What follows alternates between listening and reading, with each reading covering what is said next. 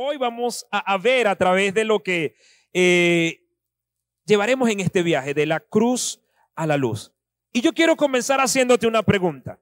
Quizás para los que ya tenemos tiempo caminando en el Señor, esta pregunta será obvia o será como muy básica. Pero sabes, si yo me sentara contigo hoy y estuviéramos hablando y yo te preguntaría esto: ¿por qué murió Jesús? Esa sería mi pregunta. Y yo te dijera, tienes tan solo 1 minuto o 30 segundos. Ayer aprendíamos a hablar en menos de 1 minuto, ¿verdad, pastor? Si yo te dijera eso en 1 minuto, dime ¿por qué murió Jesús? ¿Qué me dirías tú? ¿Cuál sería tu respuesta? Probablemente me dirías, bueno, murió por mí en la cruz, por mis pecados, murió porque me ama. Y quizás varias respuestas podríamos tener en este lugar. Pero sabes, en este mundo hay personas que se le ha preguntado por qué murió Jesús y sus respuestas son diversas. Incluso hay respuestas que ni siquiera apuntan a por qué murió Jesús. Y yo quiero que tú me acompañes a ver un video. Ese video donde se le preguntó a varias personas a nivel de Latinoamérica por qué murió Jesús, y mira la respuesta que ellos entonces dieron. Vamos a colocar el video, ¿por qué murió Jesús?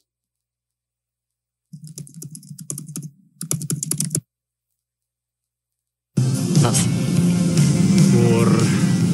No sé. Y sé la historia que se cuenta, pero no sé. Ay, no, qué complicada pregunta. O sea, bueno, sí, por los pecados, para sacrificarse por la humanidad, poner. No me creo esa historia, la verdad. Por los pecados de la gente, ¿no fue? Porque lo mataron. Pues por nosotros, por nuestra salvación. Por errores de otras personas. Pues por lo que es el ciclo de la vida. Las personas mueren. Por el entorno de su época. Yo creo como mártir. De alguna forma como mártir. Creo que es una muy buena construcción literaria. Tal vez por ser solidario, no sé. Empatía, tal vez. Según yo, por nosotros, pero la pregunta en general es, ¿de verdad valió la pena? Y esa última pregunta está aún más profunda. Y fíjate, esto fue grabado el año pasado, mediados de octubre, noviembre, y fue una encuesta que se le hizo a varias personas en Latinoamérica, como te comenté, y viste las distintas respuestas. ¿Cuál fue la mejor? ¿Cuál fue la peor? Porque lo mataron. Es una buena construcción literaria. Imagina el punto que muchas personas piensan por qué murió Jesús. Pero quizás la pregunta es obvia y quizás la pregunta la sabes y quizás la respuesta la sabes, mejor dicho. Pero hoy quiero reforzar ese concepto de por qué murió Jesús. Y aquellos que nos invitan, están invitados aquí o nos están visitando, yo quiero que hoy también puedas descubrir y tener en tu corazón el fundamento de por qué murió Jesús. Y yo pienso algo, si nos reuniéramos creativos del marketing, de la publicidad a nivel mundial y dijéramos, vamos a crear un logo que represente a la iglesia cristiana en el mundo. Si todos nos sentáramos, ¿cuál sería ese logo? Yo estoy seguro que todos estaríamos de acuerdo que el símbolo que por lo menos podría llevar ese logo sería la cruz. Pensando en la iglesia en general, en la iglesia mundial, yo creo que todos pensaríamos en la cruz como ese símbolo que nos identificaría. Ahora mismo la cruz es usada en franelas. A nosotros nos regalaron una gorra muy linda que tiene una cruz. Las mujeres lo usan como arete.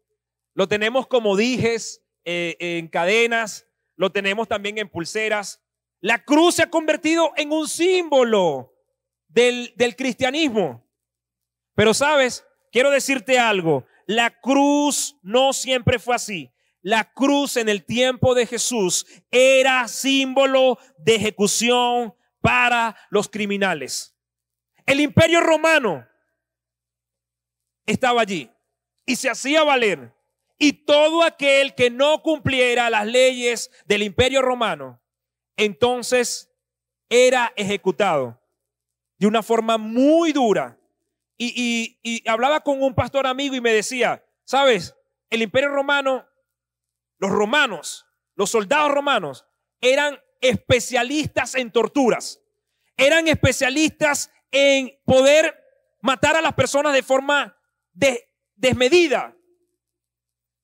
Y aquellos que morían en una cruz eran los que morían como criminales.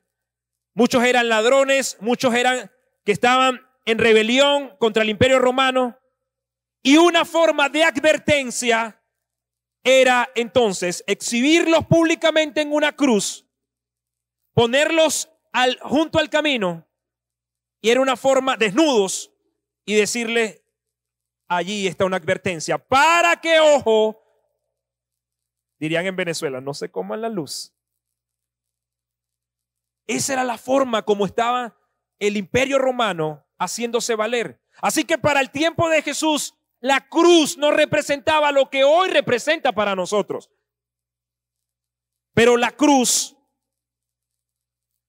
Jesús la redimió y hoy se ha convertido en un símbolo de luz para cada uno de nosotros. Las personas famosas cuando mueren son reconocidas por lo que hacen. Y yo quiero darte un cuadro, un panorama de 4 personas que quizás algunos conocen, otros probablemente no, otros se van a enterar quiénes son. Pero tenemos 4 personas que murieron y han sido recordadas por lo que hicieron. Está el señor Steve Jobs, quien fue el cofundador de la marca Apple. Muchos ahora usamos esta tecnología, otros quisieran tenerla y, ¿sabes? Porque esa manzanita da como un caché, y otros porque, bueno, me gustaría tener un iPhone, me gustaría tener un iPad, me gustaría... Y él revolucionó el área de la tecnología y se le conoce por eso. Y ahí está el señor Nelson Mandela también abajo, quien en el 1994 se convirtió en el primer presidente sudafricano en la historia, el primer presidente negro en Sudáfrica, quien luchó por valores, por la libertad. También podemos ver al señor Michael Jackson, quien ha sido conocido por ser uno de los exponentes de la música pop, digamos, más relevantes, también por sus bailes y todo lo que hacía. Pero, ¿sabes? Probablemente yo te estoy hablando de alguno de ellos y tú te estarás enterando quiénes son. Probablemente las nuevas generaciones ni siquiera saben quiénes son. Porque tú sabes qué pasa con la gente que muera y hace algo, probablemente en el tiempo, con 20 años, 10 años, 30 años son olvidadas. Pero finalmente ahí está Jesús, quien es recordado por su muerte en la cruz, porque murió, porque es recordado por su liderazgo de servicio, por su entrega de amor. Y tú sabes que Jesús partió la historia en 2, en un antes y después de Cristo. Y aún tú y yo estamos aquí porque Jesús no solamente quedó por 20 años, Jesús 2024 años después es recordado por cada uno de nosotros, porque su muerte ha significado lo más trascendental, lo más especial y lo más importante para la humanidad. Y eso merece realmente un aplauso.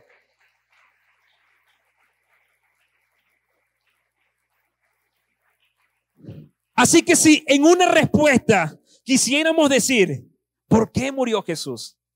Nos los describe Gálatas 2:20 y dice, el Hijo de Dios me amó y se sacrificó por mí. El Hijo de Dios me amó y se sacrificó por mí. Así que en una frase, si quisieras pensar por qué murió Jesús, es porque te ama. Es porque te ama. Jesús lo que quiere decirte con su muerte en la cruz: te amo, tú eres valioso, no eres un accidente, te amo. Eso es lo que quiere decirnos. Eso es lo que quiere decirnos. Es más, si tú fueras la única persona en el mundo, escucha bien, si tú fueras la única persona que existiera en este mundo, Jesús habría muerto por ti. Porque Él te hizo a su imagen y semejanza. Dios te hizo a su imagen y semejanza. Y la posición de Dios siempre ha sido desde el comienzo el amor. Él pensó que el hombre tuviera una relación plena, directa con Él. Esa era la posición de Dios, el amor. Y ¿sabes qué? Nosotros como humanos estamos hechos a la semejanza de Dios. Nosotros reflejamos amor porque Dios es amor. Nosotros reflejamos bondad porque Dios es bondad. Nosotros reflejamos generosidad porque Dios es generoso. Las características de Dios están en nosotros porque Él nos diseñó así desde el comienzo. Pero ¿sabes? Hay otra cara de la moneda. Hay dos caras de la moneda. Por un lado está esa cara de la moneda del bien y por otro lado está esa cara de la moneda del mal. Y tú dices, si el mismo ser humano que da amor, ¿por qué entonces hay otros seres humanos que también hacen la maldad? ¿Tú quieres ver cómo está el mundo? Busca cualquier canal de noticias en Telegram, en Instagram, en Facebook, como quieras. Y allí encontrarás noticias que son devastadoras. Allí encontrarás noticias que son desoladoras. Allí encontrarás y tú dirás, ¿qué le pasa al mundo? ¿Qué está pasando con los seres humanos? Estamos llenos de tanta maldad. Leí una noticia que me consternó, que me dolió, que me hizo pensar como 3 días y le hablaba a mi esposa, mi amor, es que siento una mezcla de dolor, siento una mezcla de no sé, estoy consternado, estoy pensando también en la eternidad. ¿Cómo es posible? ¿Cómo sucedió esto? Yo no sé si tú lo leíste, pero yo lo leí hace 3 semanas y decía, un hombre, el cual su mamá estaba con una terminal en Caracas. El hombre, estaba muy desolado, entristecido, lleno de pánico, de ansiedad, de depresión. Entró a la clínica, llegó, allí estaba su mamá en el lecho ya casi de la muerte. Me imagino que no tenía recursos para seguir costeando la enfermedad terminal que tenía. El hombre decidió, desenfundó una arma, le disparó a su mamá y luego se disparó él. Cuando tú escuchas ese tipo de noticias, te duele en el corazón. Porque yo pensaba y le decía a mi esposa, quizás no tenía alguien con quien hablar. Estaba solo. ¿Cómo llegó a ese punto de tomar una decisión tan espeluznante? ¿Sabes? Duele, pero esa es la realidad del ser humano. El ser humano está lleno de maldad. Y lo dice Romanos 3:23, pues todos hemos pecado y nadie, absolutamente nadie puede alcanzar la meta gloriosa establecida por Dios. ¿Y sabes cómo la Biblia llama a la maldad? La llama por nombre. El nombre de la maldad en la tierra tiene un nombre y se llama pecado. Esa es la verdad, pecado. Pero parece que en este tiempo la palabra pecado, si le tuviéramos que colocar un color, sería como un tono pastel. Sería así, tú sabes, suavecito. Sería como, sí, unos tonos finitos allí para que... Porque la palabra pecado en este tiempo parece que a algunos le duele. Pero la verdad es que Dios odia al pecado. Esa es la verdad. Y hemos escuchado una y otra vez, Dios ama al pecador, pero odia al pecado. Y esa es la verdad. Dios aborrece el pecado. El pecado es contrario a Dios. Pero nosotros, como dice Romanos 6:23, todos hemos pecado. Y cuando yo te hablo que el pecado se ha suavizado, me causó risa. Quizás suene como chiste, pero es una anécdota. Vi un anuncio de una heladería que decía lo siguiente, mira este anuncio, mira lo que decía, vamos a verlo ahí en pantalla. Dice, pecado delicioso, helados avariciosos, el peor pecado es no probarlo. Y tú ves este tipo de publicidades y tú dices, wow, ¿quieres comer un pecado delicioso? El peor pecado es no probarlo. Y a veces nosotros confundimos el pecado, la palabra pecado. Ay, comer eso en la noche, esa torta, eso sí es un pecado. Y a veces suavizamos el pecado y la palabra y el contexto de la palabra pecado. Ay, es que hacer eso es un pecado. Y lo vemos como chiste. Pero sabes que el pecado va mucho más allá. El pecado para Dios y conforme a la medida de Dios, pecado es pecado, sea cual sea el pecado. Como dicen por ahí, hasta una mentirita blanca, hasta un asesinato para Dios es pecado. Porque no hay algo que se compara a la medida santa del Señor. Y el pecado es lo que nos separa finalmente. Y ese es un gran problema para la humanidad, el pecado. Sabes, yo quiero representártelo de esta forma. Ahora mismo que hemos tenido temas de olas de calor, si yo te presentara y tú me dijeras, tengo mucha sed, quiero un poco de agua, y yo te presentara esta botella de agua que está allí en pantalla, ¿verdad? Y yo te dijera, vamos a tomar agua, va. ¿Me permiten tomar agua, verdad? Qué rico es tomar agua, ¿verdad? Nos refresca. Y tú me pides agua. Y yo te digo, te voy a dar agua. Y esta agua que te voy a dar, 99% es pura de manantial. Viene de las mejores montañas de Venezuela. Es agua 99% limpia, pura. Ah, pero te tengo una noticia. El 1% de esa agua tiene orina de rata. Es 1% que tiene orina de rata. El 99% es pura de manantial. ¿Te tomarías el agua? ¿Quién se tomaría el agua? No te va a hacer nada, es un 1%. Quizás tiene 4 goticas de orina de rata. No te va a hacer mal. ¿Verdad que no la tomaríamos ni locos? Así sea 99%, así mismo es lo que quiero reflejarte y decirte hoy.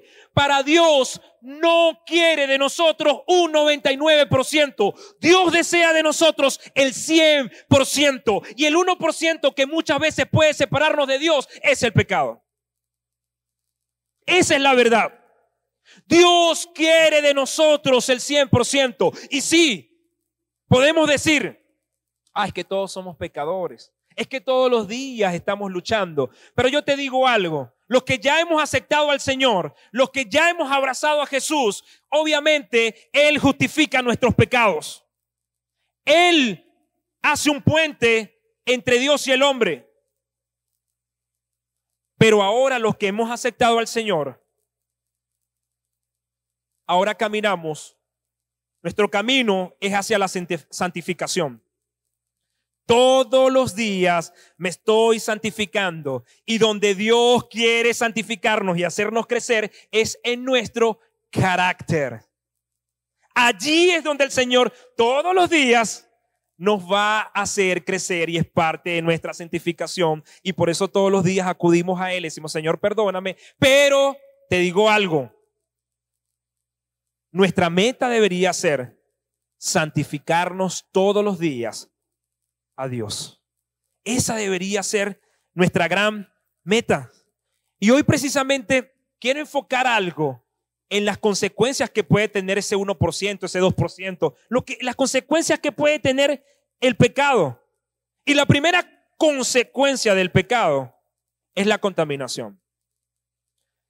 Si yo fuera a tu casa y la bolsa de basura está en la cocina, con los desechos del día. Y tendría allí una semana. ¿Cómo olería tu casa?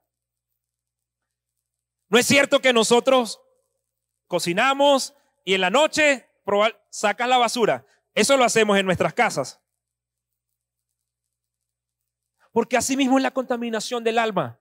¿Sabes? Comienza con algo. Todos los días debemos venir a Dios porque la contaminación del pecado, si se deja allí, puede contaminar nuestro corazón. Luego, al contaminar nuestro corazón, contamina nuestras relaciones con los demás. Y no sé si te has encontrado con personas que ya su alma está contaminada y empiezan a ver a las personas con la misma óptica como ya su alma está. Entonces todo lo empiezan a ver mal, todo lo empiezan a ver porque ya allí hay contaminación primeramente en su alma y esa es la consecuencia del pecado. Trae contaminación. Lo segundo de las consecuencias del pecado es que él tiene la capacidad de dominarnos. Tiene el potencial de destruir nuestras vidas y además tiene una cualidad adictiva. Mira lo que dijo Jesús en Juan 8:34, dice: les digo la verdad, todo el que comete pecado es esclavo del pecado. Todo el que practica el pecado se convierte en un esclavo del pecado. Y esto es como si alguien se drogara todos los días con heroína, va a llegar un momento donde es adicto. Si alguien todos los días viera pornografía, va a llegar un momento donde eso lo ata y se vuelve adicto. Pero esto no solamente aplica para estos ejemplos que te he dado. Aplica para el chisme también. Aplica para la codicia también. Aplica para el rencor también.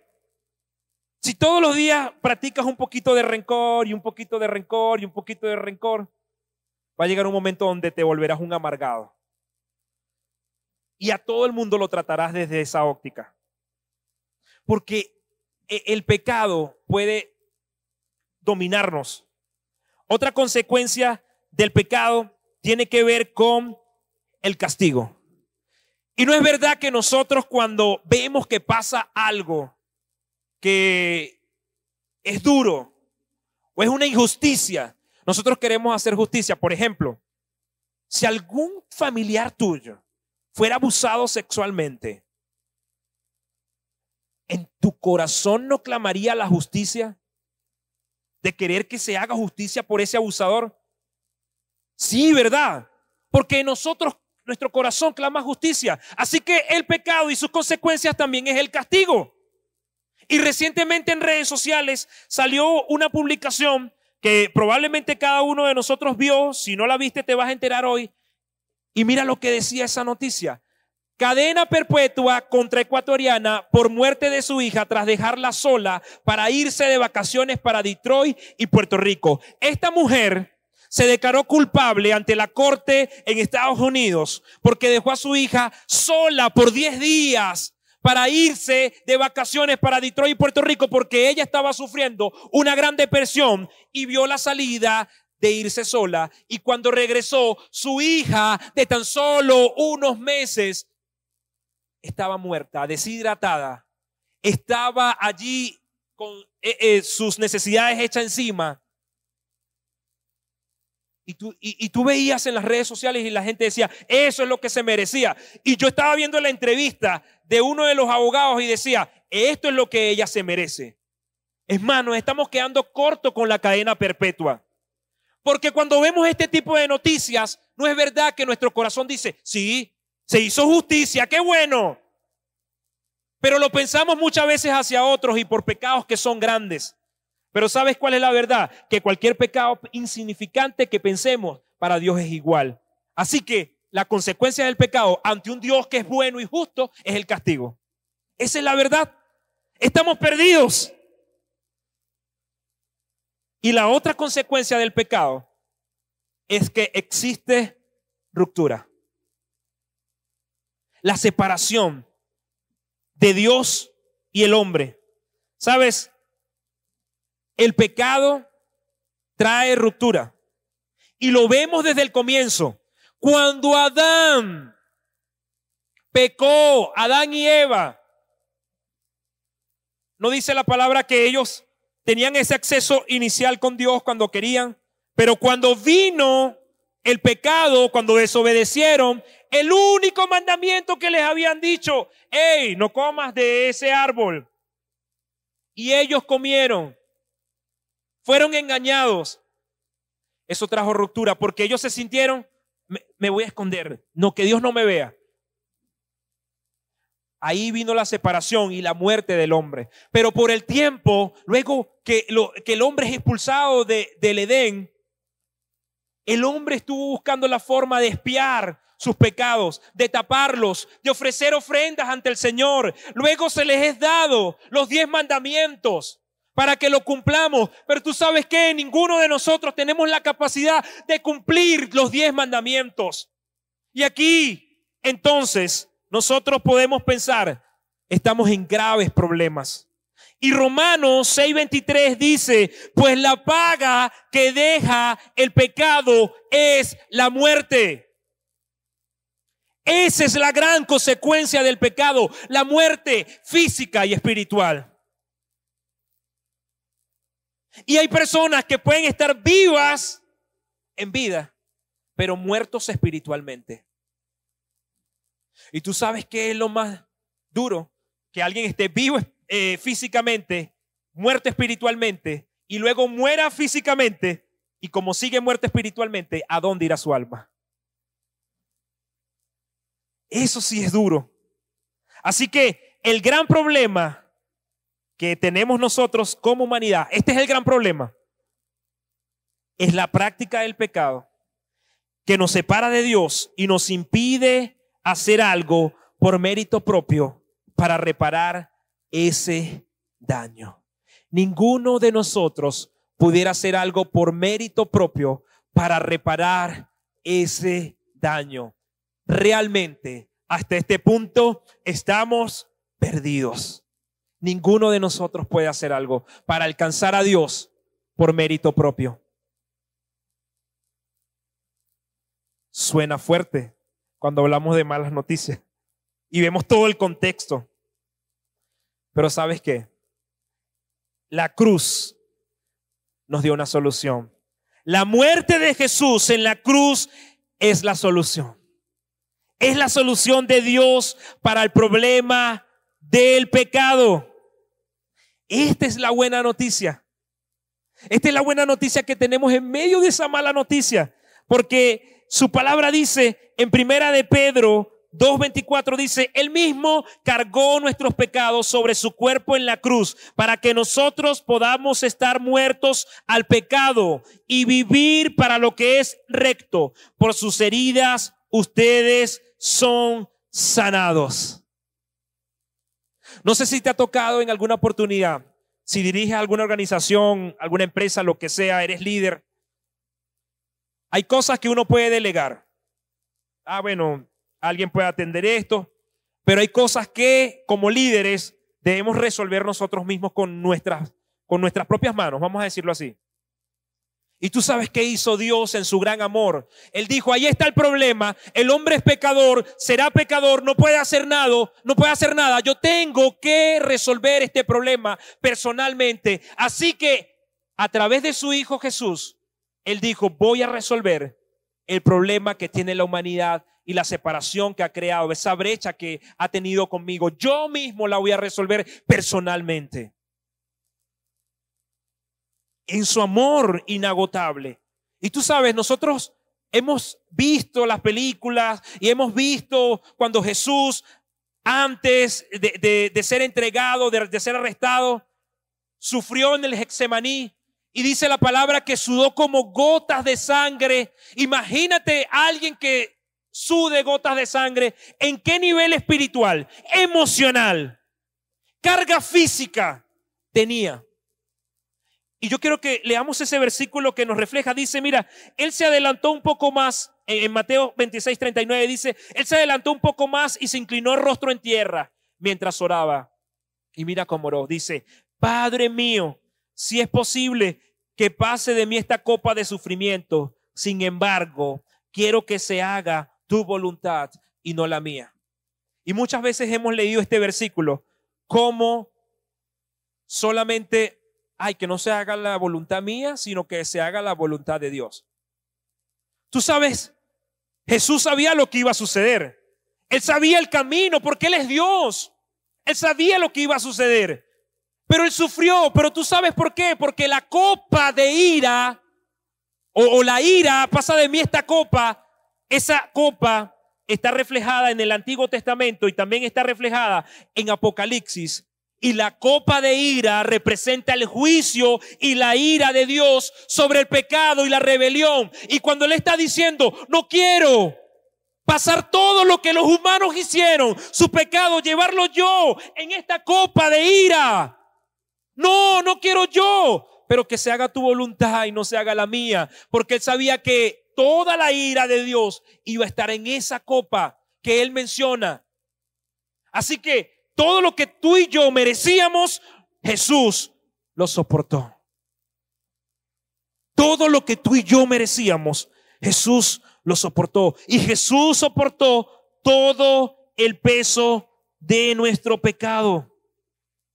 Él soportó todo el peso de nuestro pecado. Y de esa forma, Él entonces nos devolvió el acceso con Dios.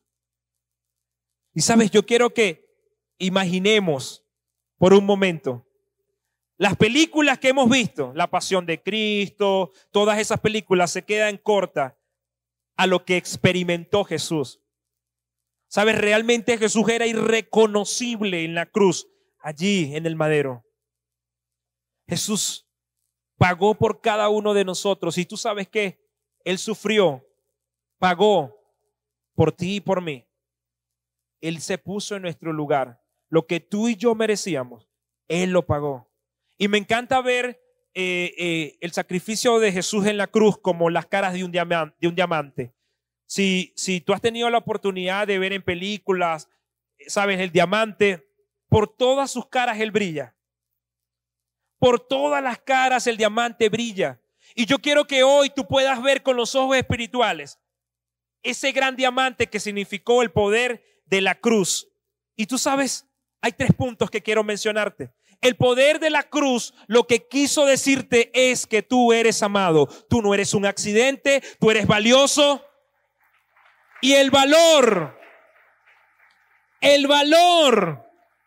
de lo que tú eres lo determina tu creador. Así que eres valioso, tú eres amado. Con mayor sacrificio se entregó por ti, te dijo te amo. Así que cuando vemos a la cruz, lo que estamos viendo es amor. Eso es lo que estamos viendo, amor. El poder de la cruz nos dice que hay un sufrimiento redentor. Y quiero decirte algo. Mientras estemos en este mundo, este es un mundo caído y lleno de pecado y de maldad. Mientras estemos en este mundo, vamos a experimentar cosas malas. Y yo veníamos hablando con nuestros hijos cuando veníamos de camino acá, porque hay gente buena que le sucede lo malo. Esa era la pregunta, ¿por qué hay gente buena que le sucede lo malo? Es porque estamos en un mundo caído. Estamos en un mundo que todavía el pecado está allí.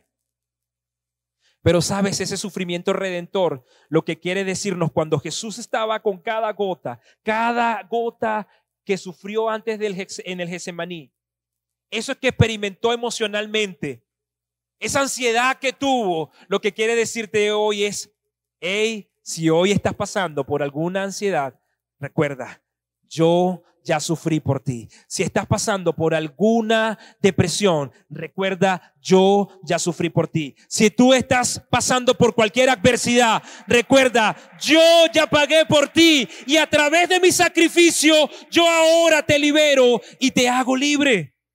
Eso es lo que quiere decir. Eso es lo que quiere decir. Dios hoy, puede ser que experimentemos momentos difíciles, pero Dios te está diciendo, yo te consuelo, yo te entiendo. ¿Sabes? A veces hay cosas que no entendemos. Por ejemplo, a mi mamá la diagnosticaron de cáncer en el 2020. Nosotros tuvimos un accidente en el 2022 que casi perdíamos la vida. Y hay cosas que tú de repente no entiendes en el momento. Pero ¿sabes qué? Quienes tienen y abrazan a Jesús, el sufrimiento redentor se convierte en una esperanza viviente para cada uno de nosotros, porque a pesar de lo que estemos viviendo, nuestra mirada se levanta y dice, gracias Señor, porque no entiendo, pero yo sé que ya tú pagaste y que tú me ayudas en todas mis adversidades. Y lo otro es que el poder de la cruz lo que nos está reflejando es que hay victoria sobre el mal. ¿Sabes? La cruz conquistó todos los poderes del mal. La cruz le dijo al mal, tú estás vencido. Hay nada, no tienes poder. Es inoperante. Eso es el poder que tiene la cruz. Y me encanta ver la gracia de Dios como ese regalo inmerecido y abundante que nos ofrece numerosos beneficios. La gracia de Dios es aquello que nos alcanza, porque aun cuando nosotros merecíamos la paga de muerte por pecado, apareció la gran misericordia y la gracia de Dios, que es un regalo inmerecido que se nos ofrece a cada uno de nosotros para reconciliarnos con Dios. Y ahí está Dios con su gracia. ¿Y sabes por qué su gracia? Porque su gracia no la podemos alcanzar por mérito propio. Ninguno de nosotros pudiera decir, ay, mira, yo voy a hacer, digamos, una buena acción y alcanzo la gracia. No, porque su gracia es un regalo inmerecido. Es algo que nosotros no podemos alcanzar. Solamente Dios lo tiene y solamente Dios lo ofrece. Y Él sigue ofreciendo gracia para toda la humanidad. Él sigue ofreciendo gracia para todos nosotros.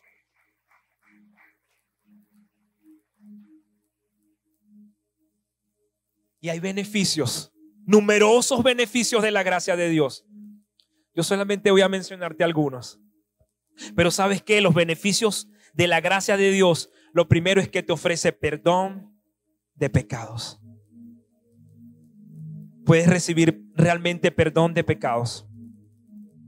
Lo segundo es que te da salvación. Cada uno de nosotros estaba en un pozo, hundidos en el pecado, pero llegó Jesús a través de su muerte y nos rescató, nos salvó, y a través de su gracia podemos recibir de su salvación. Pero ¿sabes qué?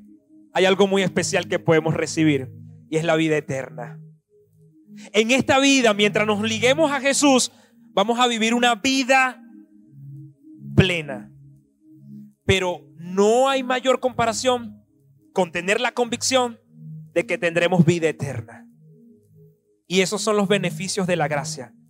Nos da libertad. ¿Sabes?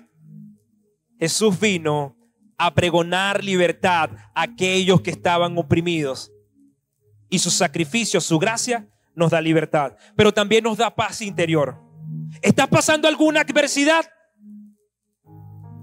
No sé si te ha pasado, estás pasando algo difícil y tú sientes esa paz interior.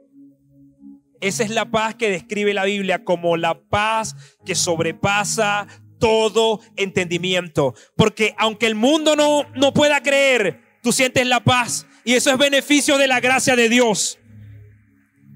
¿Sabes? Te da fortaleza en la debilidad.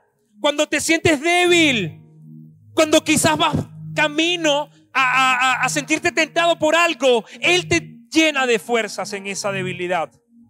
Son beneficios de la gracia. Te llena de esperanza, porque aquellos que hemos abrazado a Jesús vemos el futuro no como algo catastrófico y hacia dónde va este mundo de maldad. Nosotros vemos a aquellos que hemos abrazado a Jesús este mundo con esperanza, porque el Señor dice, yo sé los planes que tengo para ti y son planes de bien.